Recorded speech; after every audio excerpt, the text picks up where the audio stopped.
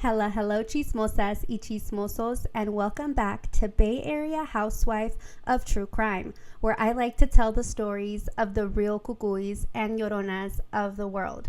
I'm Audrey, a paralegal turned stay-at-home mom who loves true crime. The cases I cover are wild, topics may be triggering, viewer and listener discretion is strongly advised. The people mentioned are innocent until proven guilty in court. With all that being said, grab your hot Cheetos and let's get into today's case. On February 7th, 1973, in the beautiful California beach town of Capitola, Ida Anderson Stein was smothered to death after being raped by a real-life cucuy named Wilfred, aka Willie Brown, who had been previously convicted of raping his own stepmother. Santa Cruz County in the 70s was a scary time for the hippies. Two serial killers were on the loose. Herbert Mullen and Edmund Kemper had not been caught yet.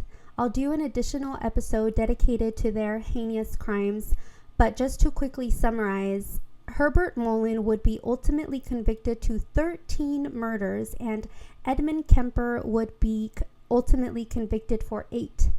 That makes a total of 21 murders in Santa Cruz and the surrounding areas between 1972 and 1973. In fact, Willie Brown's conviction happened on the same week that Edmund Kemper flabbergasted the Central Coast by calling the Santa Cruz police from Pueblo, Colorado, to confess to what he had done. Perhaps Willie Brown's conviction was overshadowed by the whopping 8 Edmund had on him. Just 2 years before killing Ida Stein, when he was 14 years old, Willie Brown had raped his own stepmother, and prior to being released from the juvenile detention center, 3 psychologists had deemed him capable of rehabilitation. They were sadly mistaken. 2 years later, on February of 1973, Willie was a California Youth Authority parolee and resident of the Drug Abuse Prevention Center's Special Rehabilitation Program. This program had dropped him off to canvass the neighborhood. They were selling soaps to raise funds for their program. He was not the only one dropped off around that time in that area. Several other members of the Capitola community report young men going door to door selling soap. Some even report the men would be scared off when speaking to the lady of the house when they would see the man of the house appear. Ida Stein was a 79-year-old widow. Ida became a widow in 1966. Ida had lived in Oakland, Stockton, and other parts of Northern California before settling down in Capitola. Ida had once been the president of the Women's Temperance Union, which is a Christian nonprofit organization. She had also worked for Gideon's International, which is the company responsible for providing Bibles at hotels. Ida had canceled Bible study that night, and in lieu of spreading the good word in that way, she unwittingly asked her murderer inside her house and asked if she could pray for him. Willie knocked on Ida's door to sell soap. Ida gently greeted him in, invited him in, and even offered him coffee and cookies before she asked God to help this, quote, poor boy, unquote.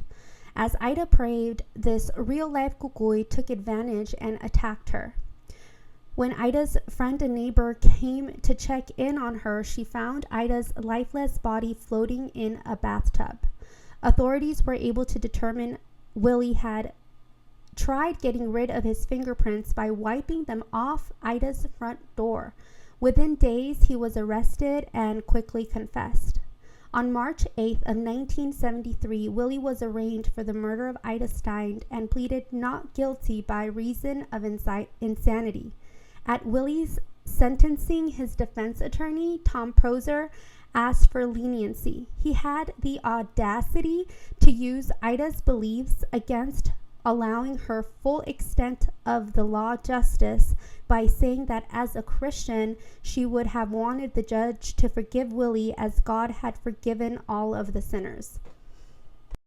Willie also declined a jury trial and asked Santa Cruz County Judge Gilbert Perry to administer a ruling based on the grand jury's indictment, where they decided to treat the then 16-year-old Willie as an adult in a court of law due to the nature of the crime.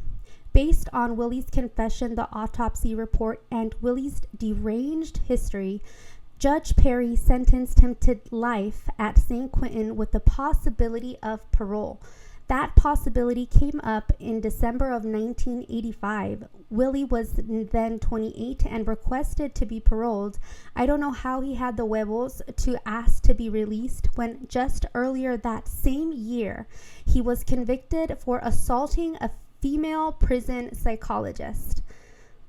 The parole board denied his request for parole, and he was still deemed as a threat to society.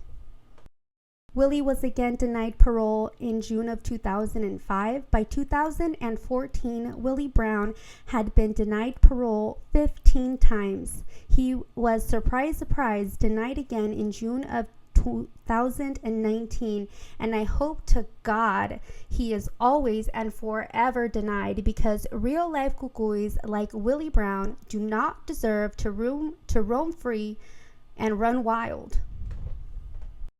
We reached the end of today's episode of Bay Area Housewife of True Crime. Thank you so much for coming down the rabbit hole where I currently live. As always, I accept and respect your opinions.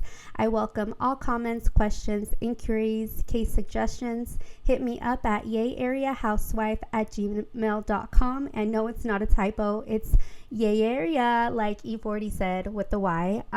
Don't forget your hot Cheetos. I'll see you, chismosas y chismosos, in the next. Adios.